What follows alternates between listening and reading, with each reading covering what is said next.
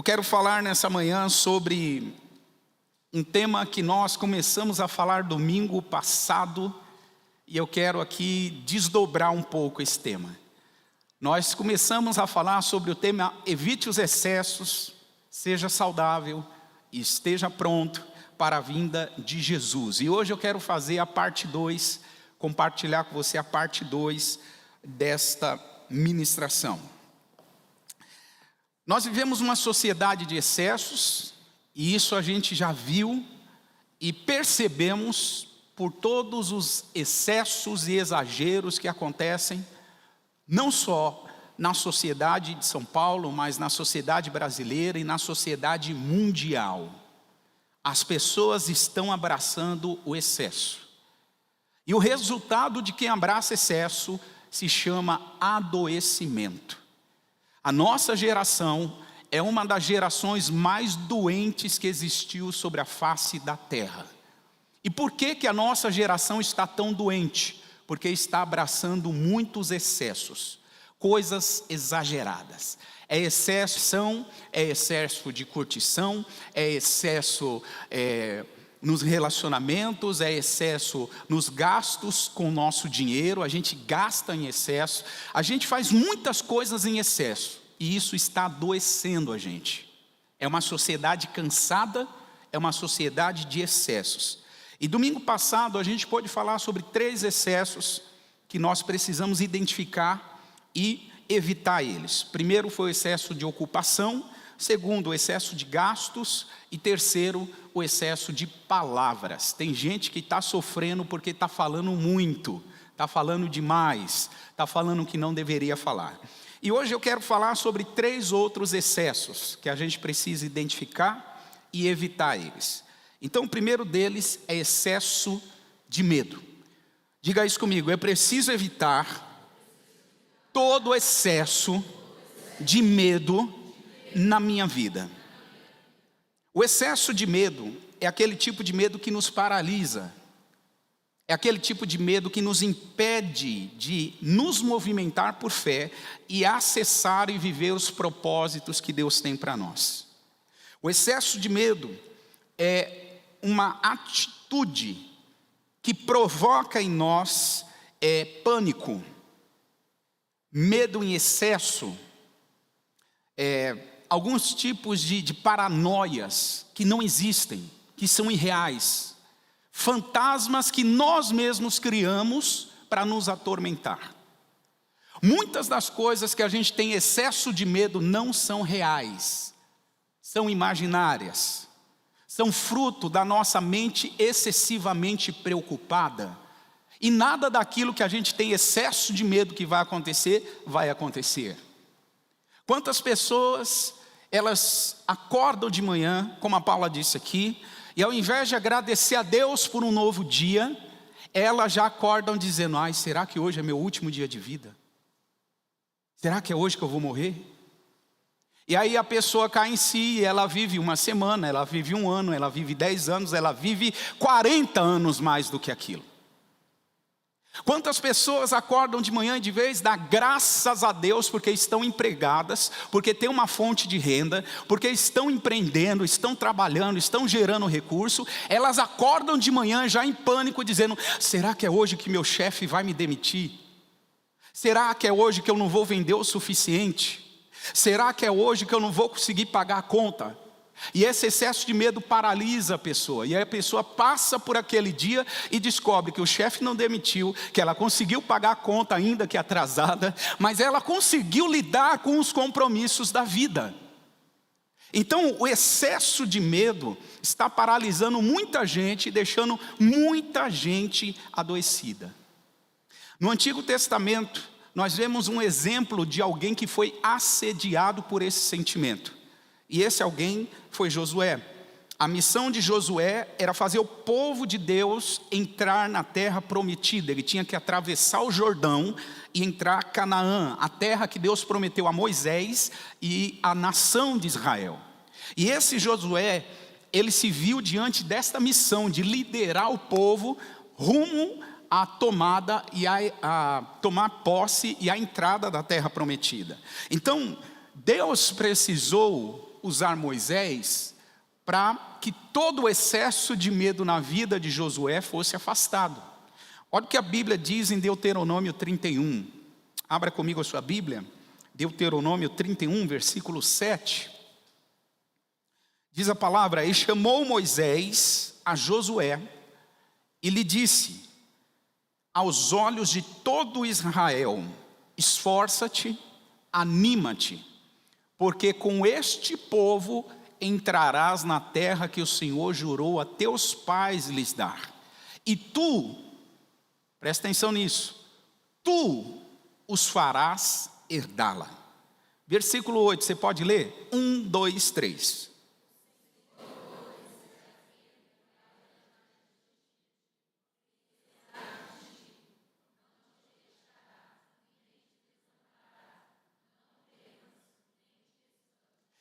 Perceba, irmãos, que Josué recebe uma direção de Deus através da vida de Moisés.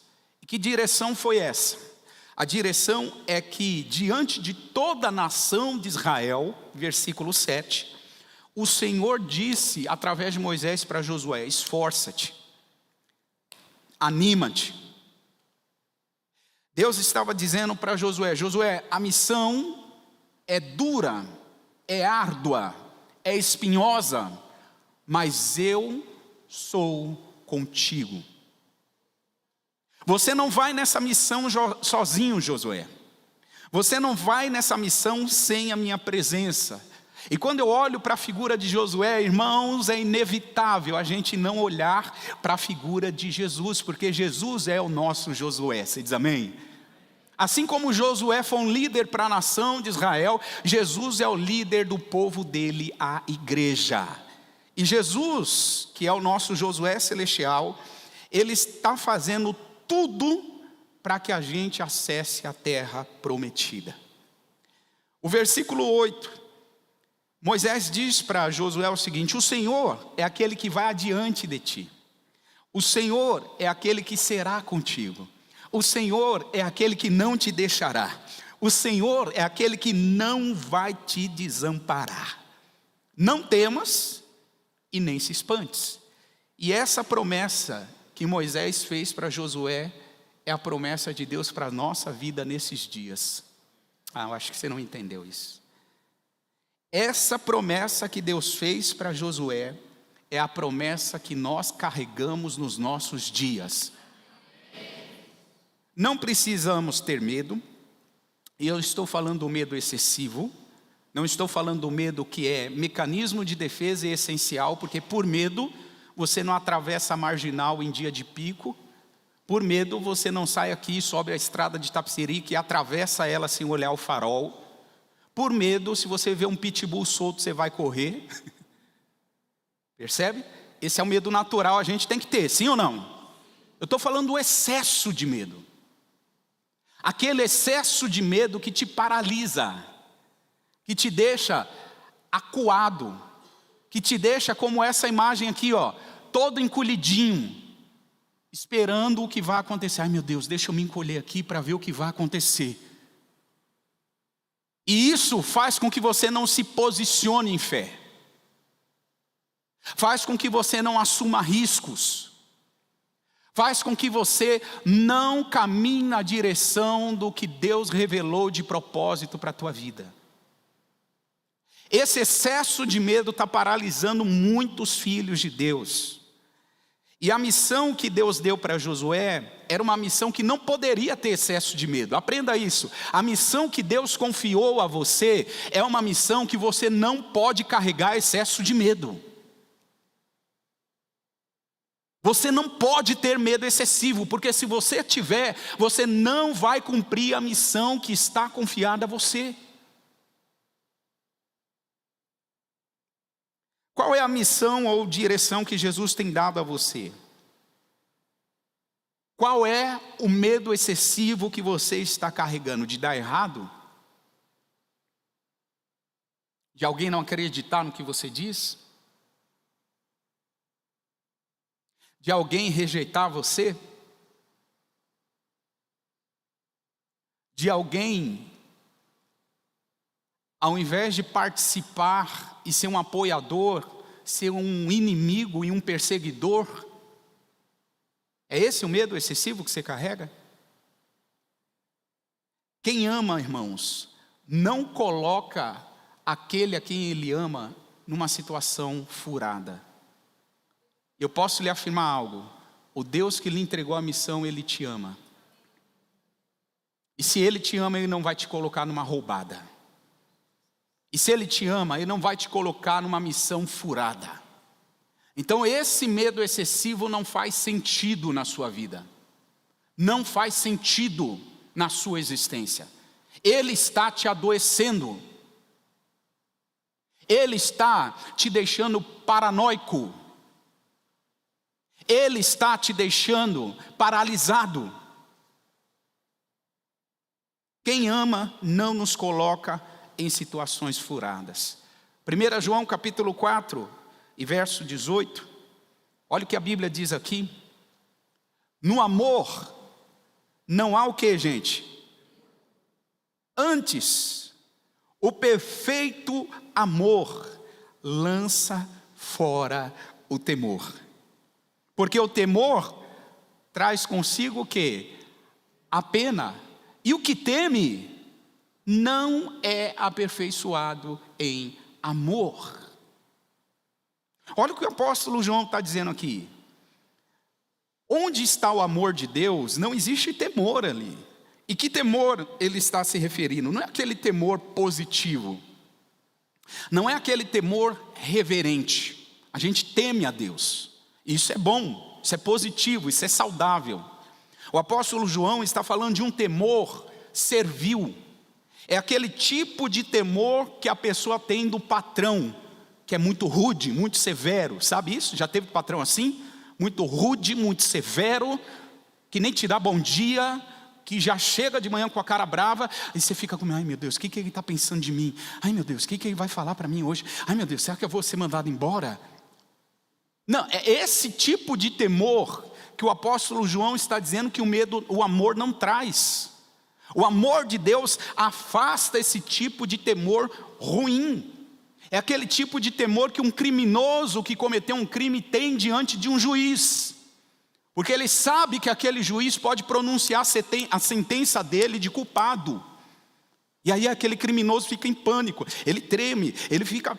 Não é esse tipo de temor que Deus quer que a gente tenha em relação a Ele. A palavra de Deus nos diz que o temor que a gente precisa ter é um temor saudável, moderado, um temor abençoador. E esse temor que Deus vai estabelecer em nós, está enraizado no amor dele. Agora o temor doentio, ele afasta, o amor de Deus afasta o temor doentio. Porque Deus tem um amor perfeito por cada um de nós. Você pode dizer isso, Deus tem um amor perfeito pela minha vida. E sabe o que Ele está te convidando você a ter? Você a ter um amor perfeito por Ele também. Porque nós devemos amá-lo de todo o nosso, com todas as nossas, de todo o nosso entendimento. O mesmo amor perfeito que Deus tem por nós, Deus espera que a gente tenha por Ele. Esse amor aperfeiçoado aí, João chama isso de amor aperfeiçoado. É um amor saudável. É um amor moderado. É um amor que faz a gente não ter medos excessivos. Esse amor lança fora todo medo. Irmãos, não há o que temer. A gente cantou aqui, não há o que temer, o Senhor é conosco, nós confiamos em nosso Deus.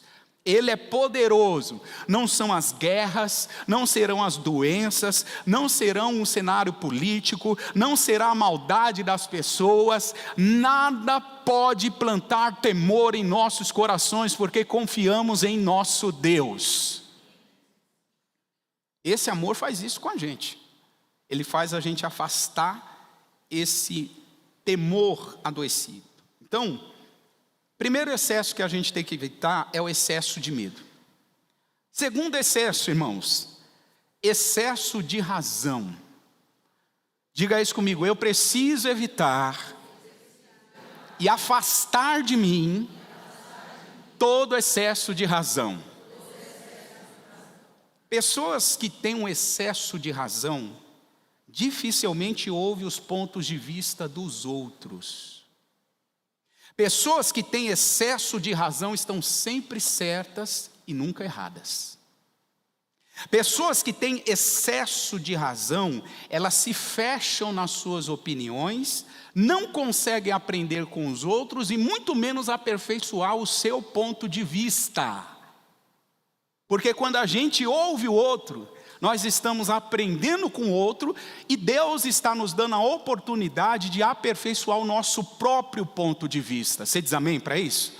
Então, se você é uma pessoa que tem dificuldade de ouvir o outro, se você é uma pessoa que sempre está com a razão, eu tenho uma péssima notícia para te dar. Isso está te adoecendo. O seu excesso de razão está te adoecendo. E se você não acordar rápido para isso, esse adoecimento vai se intensificando, se intensificando, se intensificando, e chega uma hora que um gatilho dispara na forma de uma doença mais severa e mais grave ainda. Cuidado com o excesso de razão. Pessoas que têm excesso de razão são arrogantes, egocêntricas. E no fundo, elas escondem o medo de reconhecer que podem estar erradas. Olha o que a Bíblia diz em Lucas capítulo 12 e versículo 13. Lucas capítulo 12 e verso 13. E disse-lhe um da multidão: Mestre, essa pessoa estava numa multidão ouvindo Jesus, e aí essa pessoa interrompe Jesus e diz o seguinte: Mestre, diga a meu irmão que reparta comigo o que, gente? A herança? 14. Mas ele lhe disse: Homem, quem me pôs a mim por juiz ou repartidor entre vós? E disse-lhes: Acautelai-vos e guardai-vos da avareza, porque a vida de qualquer não consiste na abundância do que possui. 16. E propôs-lhes uma parábola, dizendo: A herdade de um homem rico tinha produzido com abundância. E ele falava consigo mesmo: O que eu farei? Não tenho onde recolher os meus frutos. Verso 18. E ele disse: Eu farei isto: derrubarei os meus celeiros e edificarei outros maiores, e ali vou recolher todas as minhas novidades e os meus bens. Versículo 19, você pode ler? 1, 2, 3.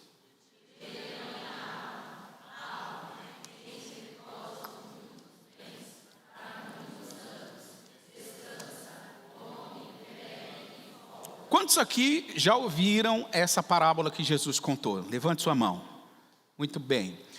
Jesus está contando uma parábola acerca de um homem que estava prosperando nos seus negócios. E na sua prosperidade, na sua abundância, ele começou a dizer assim: Nossa, eu sou tão próspero, eu sou tão abençoado. E ele começou a dizer isso para si mesmo. Olha o que diz o versículo 17. O que eu vou fazer com tantas bênçãos? Só que perceba, as bênçãos que ele está recebendo não diz respeito a outras pessoas. Quando as bênçãos de Deus chegam para nós, é para a gente multiplicar e derramar e transbordar sobre outros. Alguém diz amém? Presta atenção nisso. Esse homem está voltado só para si. Ele está dizendo entre si mesmo. Ele não está buscando conselho. Quem aí na nossa comunidade está precisando de alguma coisa? Tem alguma família com conta de luz cortada? Tem alguma família que está sem condição de pagar a compra do mercado? Tem alguma família que está precisando de uma cesta básica? Não, ele diz assim, ó, o que eu farei com toda a minha prosperidade? É o que ele diz. Não tenho nem onde estocar. É tantas coisas que eu não tenho nem onde guardar. Aí no verso 18, ele bola um plano. Qual o plano dele, gente? Ele tinha celeiros, ele diz assim, eu vou derrubar, vou fazer celeiros maior e vou estocar, vou guardar tudo ali. Só que no verso 19, irmãos, Jesus conta que ele disse para a alma dele, para si mesmo, né? Que ele tinha muitos bens para muitos anos e ele precisava descansar, comer, beber e folgar. Pergunta para vocês, esse homem tinha razão em colher e guardar os seus resultados, os seus frutos, sim ou não? Sim, tá certo, ele tem que colher e guardar os seus frutos. Esse homem tinha razão em construir um celeiro maior para comportar a quantidade de frutos, sim ou não? Sim, ele tem razão em construir um celeiro maior. Mas este homem tinha razão em achar que isso era suficiente para preencher a alma dele? Não, ele não tinha razão. Qual era o problema desse homem, irmãos? Esse homem achava que ele tinha razão em tudo. Em como ele colhia, em como ele cuidava e fazia gestão do seu recurso, e como ele cuidava da alma dele. Porque ele diz, eu vou dizer para minha alma, descansa, come, bebe e folga. Ele achava que tinha razão, até em como cuidar da alma dele. E aí Jesus conta essa parábola, mostrando que esse homem estava redondamente enganado. Olha o que diz o verso 20. Deus lhe disse, louco, essa noite você vai morrer. Essa noite pedirão a tua alma. E o que tens preparado? Para quem será? Assim é aquele que para si ajunta tesouros e não é rico para com Deus. Presta atenção nisso, irmãos. Deus disse para esse homem, seu louco, você não tem noção do que você está fazendo com a sua alma. Você acha que porque você tem razão em algumas coisas, você acha que você tem razão em como cuidar da sua alma, seu louco. Deus disse para ele, seu louco. E para nós, o que ele está falando aqui nessa manhã? E para nós que queremos ter excesso de razão em tudo que fazemos, do jeito que fazemos, da forma que fazemos, o que Deus está falando aqui nessa manhã? O que Deus está dizendo para nós? Esse homem entendeu que cedo ou tarde, a noite ia chegar, ou seja, a hora de prestar contas. Querida igreja, cedo ou tarde a nossa hora vai chegar. E a pergunta que foi feita a esse homem será feita a cada um de nós. O que você tem feito? Como você tem gastado a sua vida? Como você tem investido o seu dinheiro? Como você tem tratado as pessoas? Com desdém? Como dono da razão? Como aquele que acha que sabe tudo e os outros não sabem nada e que você não tem nada para aprender com as pessoas? Isto é excesso de razão. E isso está adoecendo muita gente, irmão.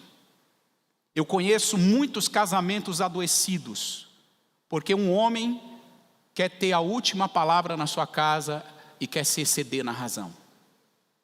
Eu vejo muitos casamentos adoecidos, porque tem mulheres que querem tirar a autoridade do marido, reivindicar a autoridade sobre si e dizer que elas que são sábias e que sabem fazer as coisas. E tem muitos casamentos adoecidos por isso, porque é uma disputa para ver quem tem mais razão.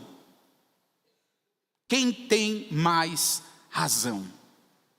Como é que está a sua vida? Como é que está a sua alma? Como é que você está se cuidando? Será que você não está carregando excesso de razão na sua vida? Será que o orgulho nos afetou de tal jeito que a gente já não consegue ouvir o outro? Já não consegue parar para ouvir ninguém? Pense nisso. Terceiro excesso que a gente tem que evitar: excesso de preocupação. A preocupação excessiva, ela é motivada pela falta de confiança em Deus. Pessoas se preocupam excessivamente porque elas acham que elas têm que dar conta da vida delas. Sou eu que dou conta dos meus compromissos. Sou eu que pago os boletos. Sou eu que trabalho. Mas quem é que te dá saúde para trabalhar? Quem é que te dá o ar para respirar? Quem é que te dá sabedoria para desenrolar os problemas do trabalho? Quem é? É você? Então, quando a gente tem excesso de preocupação, isso é um recado, é um diagnóstico claro de que nós estamos tentando resolver as coisas do nosso jeito e do nosso modo. Excesso de preocupação está adoecendo muita gente. A preocupação excessiva é um gatilho para a ansiedade. Você pode dizer isso comigo? A preocupação excessiva é um gatilho para a ansiedade. Se você tem momentos de ansiedade, saiba disso. A preocupação excessiva vai intensificar esses momentos. Porque a preocupação excessiva é um gatilho para que a ansiedade aumente, para que a ansiedade se intensifique. Mateus capítulo 6 e verso 34. Por favor, leia esse texto. 1, 2, 3.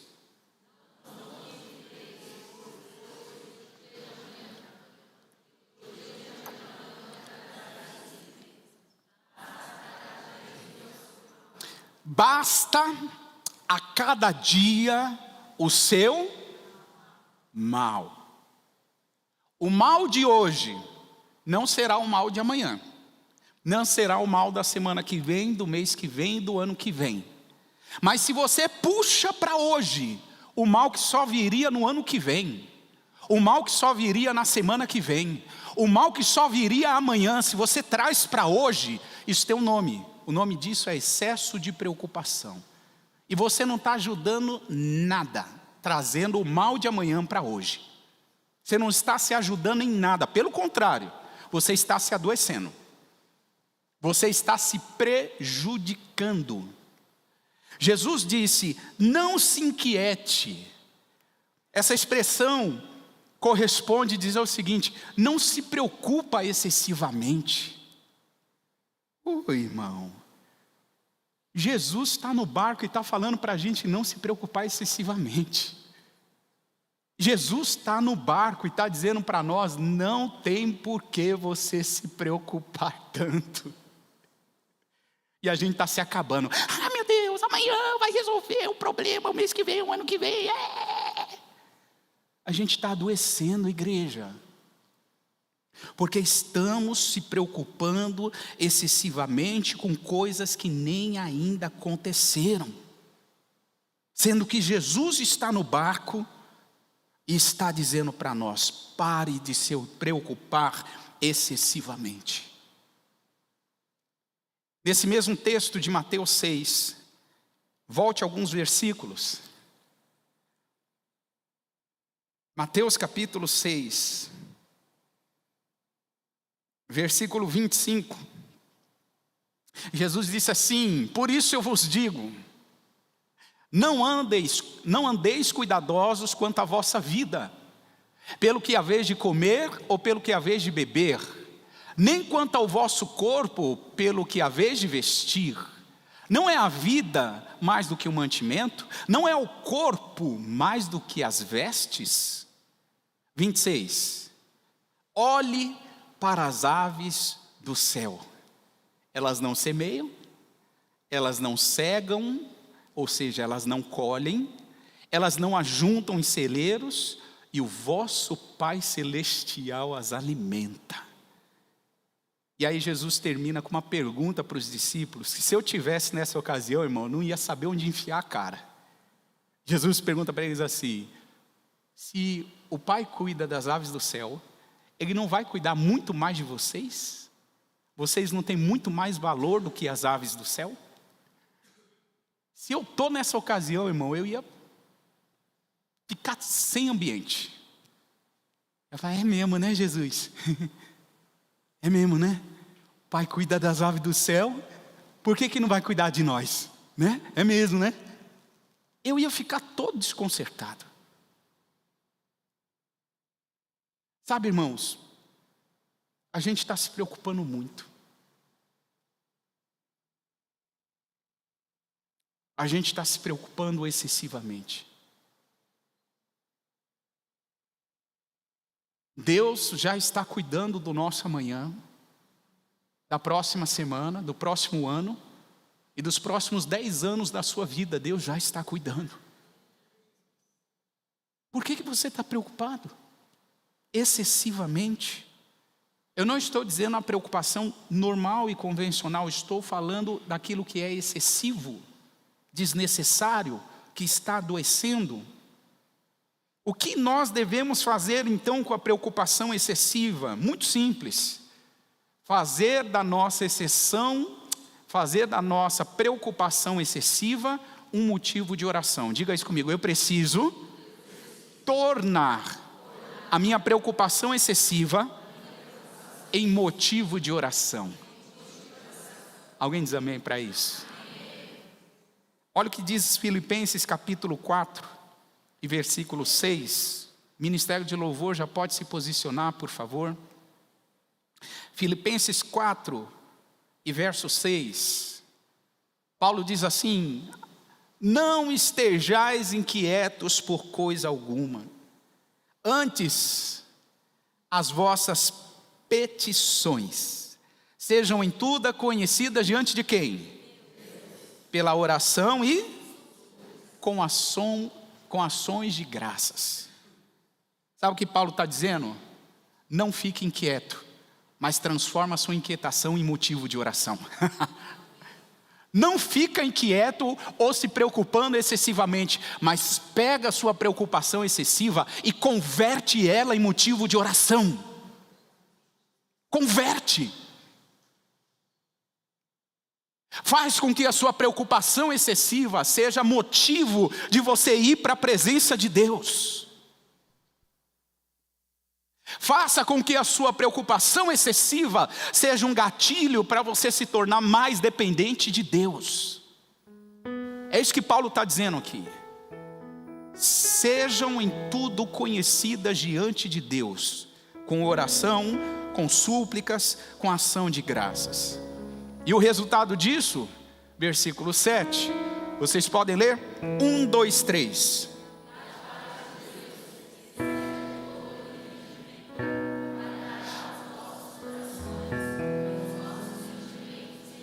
Ah, irmão, quando a gente transforma a nossa preocupação excessiva em motivo de oração, a paz que excede todo entendimento inunda o nosso ser. E essa paz que excede todo entendimento guarda, protege os nossos corações, protege os nossos sentimentos e nos faz descansar em Deus. Você precisa aprender a descansar mais em Deus. Como? Transforma isso em motivo de oração. No início do culto, eu fui abordado por uma irmã, e ela me disse assim, ela passou por uma cirurgia recentemente, e ela disse assim para mim, eu perguntei como é que foi a cirurgia, e ela disse: pastor, foi tudo bem, graças a Deus. E ela contou como foi a cirurgia, uma cirurgia delicada, uma cirurgia que tinha riscos. E quando chegou a hora dela de ser operada, as próprias enfermeiras falaram: puxa, o clima está diferente aqui. Algo está diferente aqui. Essa está sendo a melhor cirurgia do dia. E ela teve a oportunidade de testemunhar, porque as enfermeiras estavam assim, perguntando, mas por que está esse clima assim, sendo que as outras foi tudo tão tenso, tudo com tanto medo? E ela disse, eu estou confiando e sei que Deus está no controle da minha vida. Sabe o que aconteceu com isso, irmãos? A paz que excede todo o entendimento inundou aquele centro cirúrgico. Inundou aquele lugar. Se você transformar a sua preocupação excessiva em motivo de oração, a paz que excede todo o entendimento desce, se manifesta e transforma o ambiente, por mais hostil que ele seja, por mais adoecido e nocivo que ele seja. Agora permita Deus fazer isso na sua vida. Permita Deus trabalhar dessa forma. Deixa de lado o excesso de preocupação e confia no Senhor. 1 Pedro capítulo 5 e versículos 6 e 7. Aleluia. Humilhai-vos, pois, debaixo da potente mão de Deus, para que ao seu tempo vos exalte, lançando sobre ele toda a vossa ansiedade, porque ele tem cuidado de vós. Você pode dizer isso comigo? Eu decido abrir mão de todo excesso de preocupação e transformo o que me preocupava em motivo de oração, porque sei que lançando sobre Jesus essa ansiedade, Ele continuará cuidando de mim. Você diz amém para isso? Vamos aplaudir ao Senhor. Aplauda Jesus. Aplauda o Senhor, aplauda, porque Ele está cuidando de nós. Ele está cuidando de nós. Ele está cuidando da sua igreja.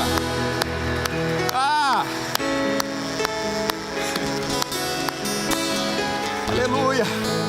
Jesus, que bom é desfrutar do seu cuidado, Senhor.